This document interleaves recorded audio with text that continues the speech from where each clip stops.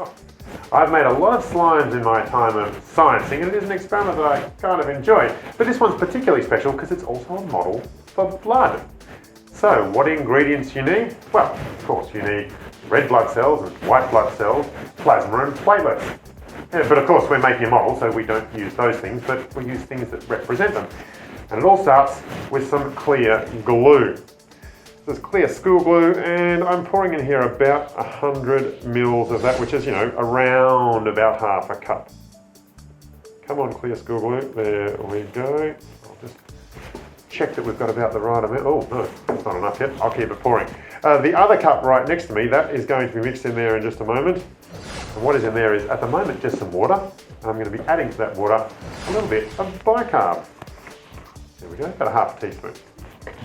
We'll give that a good mix through. And these two ingredients are about to be mixed with each other.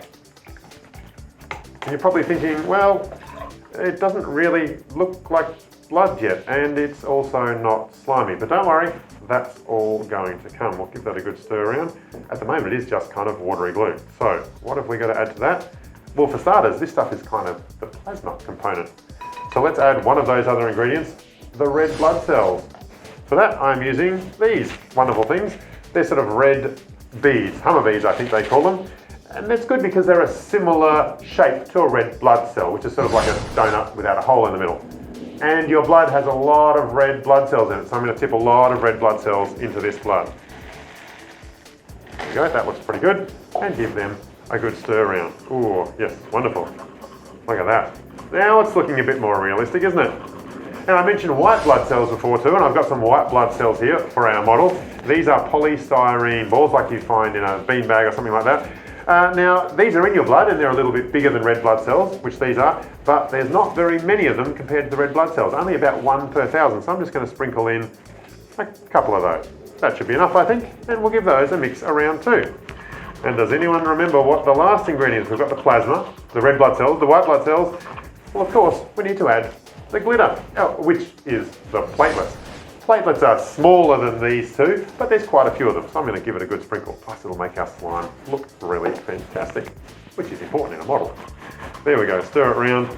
All right, okay, we're starting to look the part. Except, as you probably thought, it's not slime yet, it's just sort of watery glue with stuff in it. Don't worry, that's coming. For the last part, we need to add an ingredient that's going to turn it into slime. And this is a good part for your teacher to do. Teachers should do this part. We're going to be adding contact lens solution. And that contact lens solution will need about a tablespoon of that. So I'm going to put on the gloves and add that. Now, I need about a tablespoon to go in there. Oh, that's good. And we'll need to stir this all the way through that mixture, and that should help turn to slime. Let me tip a little bit and start stirring. Oh, yep, there we go. Fantastic. Oh, it's already started. Oh, look at that. Fantastic. So what's going on in here? How can just a little bit of this ingredient turn that into slime? Well, that contact lens solution has got something in it that really likes joining stuff together. And this glue that we used earlier, the glue molecules are like big spaghetti strands. Big, long strands of polymer. It's actually a soluble sort of plastic in there. And those big long spaghetti strands all just swim around freely until you add that. And that cross-links them or joins them together. And when they join together, as you can see, they turn into a slime. Ah, how wonderful is that? This is why I love slime.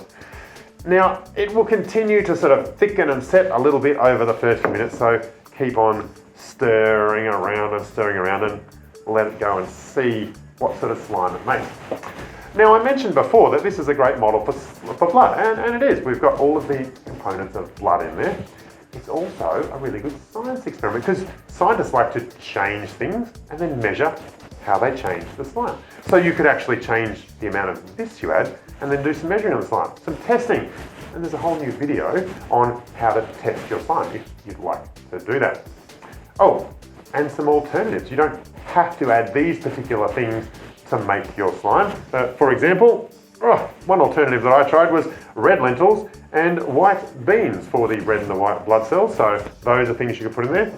Instead of the contact lens solution, you can actually make up about a teaspoon of borax in a cup's worth of water, and the teacher could add that in there to do that cross-linking. It's essentially a very similar ingredient to what's in the contact lens stuff. So it's all pretty amazing, and this is pretty amazing. And you might be thinking, well, it's not quite red enough. Well, we can fix that too.